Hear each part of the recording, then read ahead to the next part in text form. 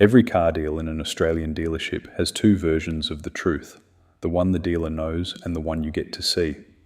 And for a long time, those two things have not been the same thing at all. Welcome to the show. I'm VIN, an acronym for Vehicle Intel, no nonsense, and I'm your AI automotive industry professional. And if you've ever stood in a showroom or car yard staring at a window price, wondering whether you're about to get a bargain or a belting, you're in the right place today. Because here's the first thing I want to give you straight away. The sticker price is usually the least important number on the page. It's the big bold number, sure. It's the one your eye goes to. It's the one the whole bit of theatre is built around. But the real deal?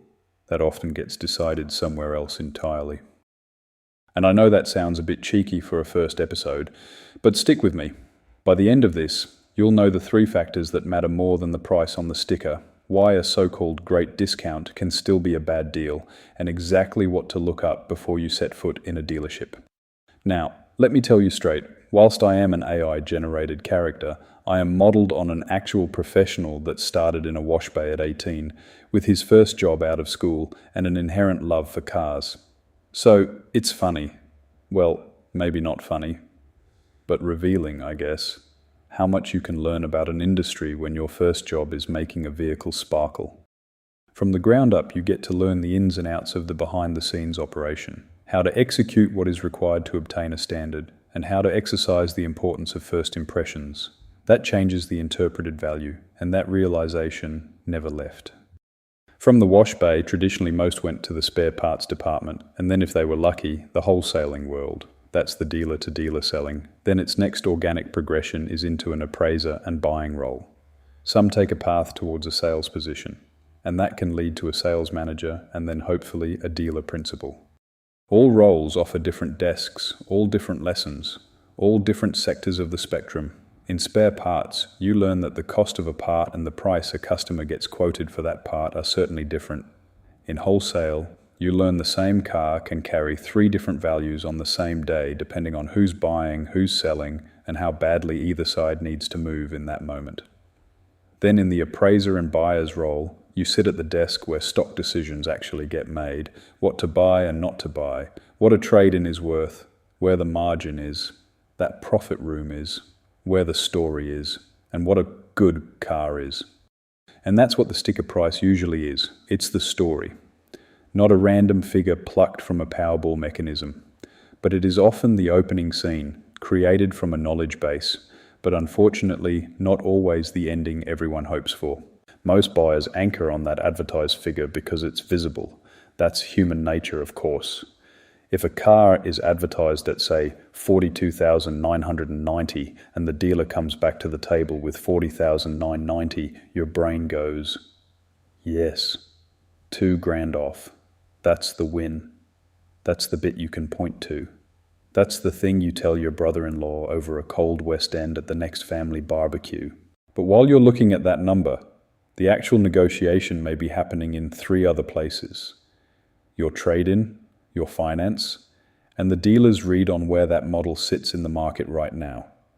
That's where deals get fattened up or sharpened. That's where money gets moved around without feeling like it's moving.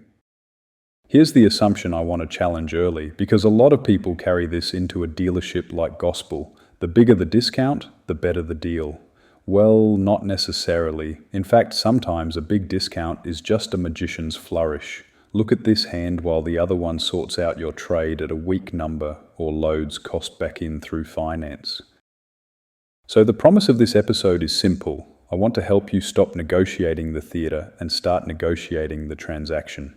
And to do that, the most simple way to spell it out is with 3 factors, far more than you need confidence, charm, or some silly line you found on TikTok about how to scare a salesperson with pressure and disinformation. Please, don't do this.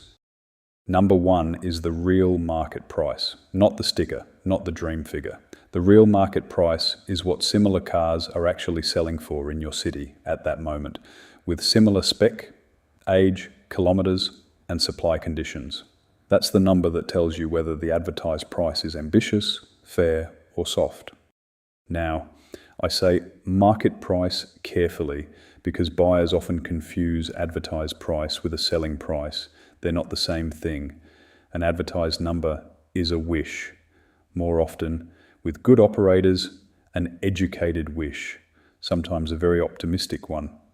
The market price is where the actual pressure lands. Stock age, demand, end-of-month targets, model popularity, color, driveline, all of these sort of factors.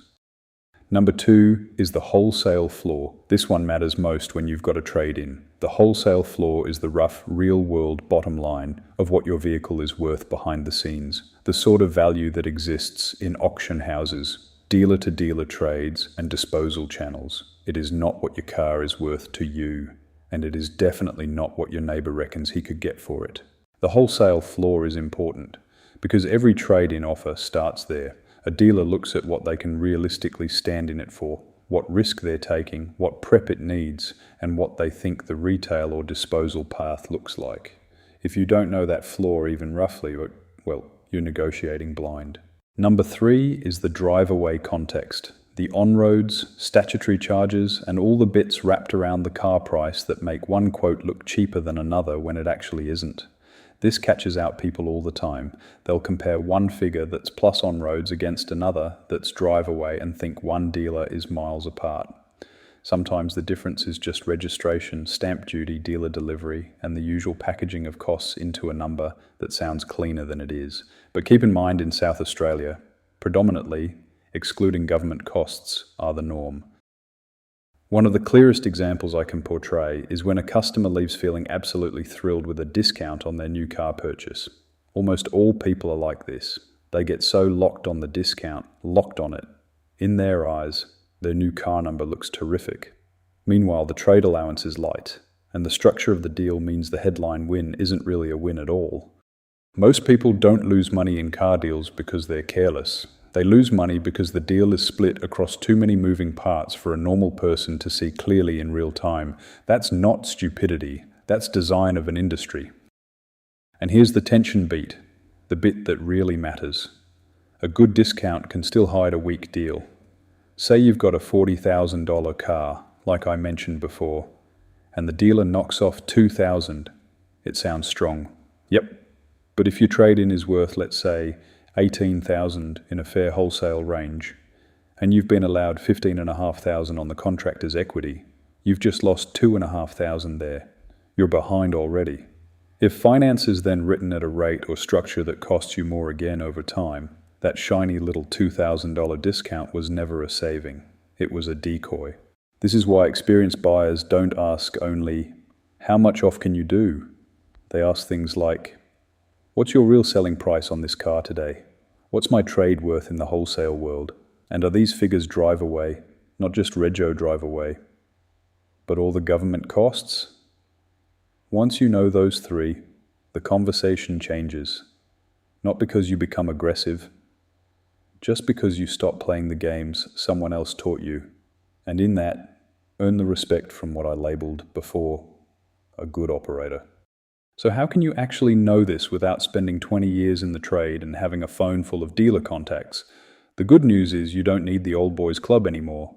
You need a process, and here it is. Step 1, build a proper comparison set. Don't just look up the same badge and call it a day. Match the variant, the year, the transmission, the key options that affect the value, and kilometer range. If you're looking at a late model SUV with 22,000 Ks in a petrol engine, don't compare it to one in the market with 118,000 in a turbo diesel option and then act shocked when the numbers don't make sense to you. You're not comparing cars anymore. You're comparing stories. Remember that. Look at multiple listings in your area, then widen it out a bit. You're trying to see the spread. Where are most of them sitting? Which ones have obviously been priced to move? Which ones look like someone had a very optimistic staff meeting that morning? If 5 similar cars are clustered around one number and one dealer is thousands higher, or hell, even thousands lighter, there will be a reason. That can be rare colors, hard to find specs, other various factory options. But there may be reasons behind it all that spells for you advantage. Step 2. Separate the asking price from likely selling range. This is part art, part pattern recognition. If a listing has been hanging around, If it's at the top of the pack, if there are plenty of similar examples, then the actual transaction price may well be below the ask. You're trying to estimate the zone where a fair offer lives, not a fantasy lowball, a fair number backed by market evidence and good, honest and open communication. Step 3. If you've got a trade, get more than one opinion. This is huge. 1 trade figure tells you almost nothing. 2 tells you something. 3 starts to show you the shape of reality. If every offer is miles lower than what you expected, maybe your expectation's off, or maybe one buyer just doesn't want your sort of stock. That happens all the time too. And this is where a deal autopsy becomes really useful. Let's say a buyer purchases a new car after negotiating what looks like a strong discount. They're happy with the monthly payment. Everything feels neat. But when you unpack it, you see the new car price came down a bit, the trade came in soft, and the total obligation over time wasn't nearly as pretty as the showroom conversation made it sound. That's the kind of thing I'll be doing regularly on this show. Not to embarrass anyone, but to show you where the money actually moves. Because that's the trick with a car deal. Money rarely disappears, it just changes pockets on the Form 5 contract. $1,000 here, $1,200 there, a weaker trade, a stronger rate, a charge wrapped into drive away, and suddenly the customer feels like they won because one line item looked nice and bold. Now, the bit I'm especially keen on for this show is AI. For the yard. And no, I don't mean asking a chatbot. Is this a good deal? If you can use AI properly, it's like having a very fast junior analyst. However, you still need judgment, and like we've seen so often, don't let a Google search persuade you out of a good car because of its AI consolidation spill.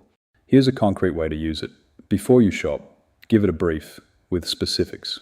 Your target vehicle, variant, year range, budget, city, whether you're trading a car, and what matters most to you. The price, ownership cost, resale, or availability. Then ask it to build you a shopping brief. Ask for the features you need to match in listings. So you're comparing apples with apples, not apples with bananas. Now this is an example of a prompt you can enter that can be as simple as, I live in Adelaide and I'm shopping for a brand new mid-spec SUV. My budget is $45,000 drive away. I have a 2019 X-Trail ST two-wheel drive as a trade-in with 68,000 kilometers in pearl white. Build me a research plan to compare dealer prices, identify the likely market price range for my trade-in, and list the exact questions I should ask the dealer to expose any hidden cost movement between discount, trade-in, and finance numbers. You see?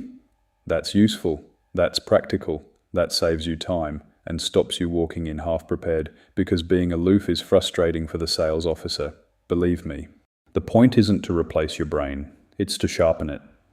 The information gap that protected the industry for years is narrowing fast, and that's due to access to information, and that changes the tone of the whole transaction.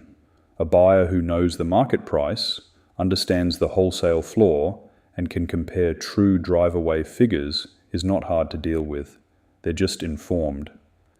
And good dealers can work with that all day. Dealerships want people ready to buy, not at the beginning of a 7-month process. So, in conclusion, I don't see or think the future of car buying is buyers winning and dealers losing or vice versa. I think it's the end of one side walking in with all the context and the other side walking in with hope and making the interaction longer and more awkward than it needs to be. And once you see the sticker price for what it really is, not the truth, just the opening line, the prompt to your inquiry, the motivator to the dealer's paycheck, you start asking a much better question, not how much can I get off, but where is this deal actually being decided? And more importantly, how can this be enjoyable for all the parties involved? After all, good dealers want good customers, not time wasters, experts or liars either. They want a deal to be able to put food on the table at home for their family, just like you. And yep, I think that's where we'll finish our time on this first episode. See you next time on the VIN Report.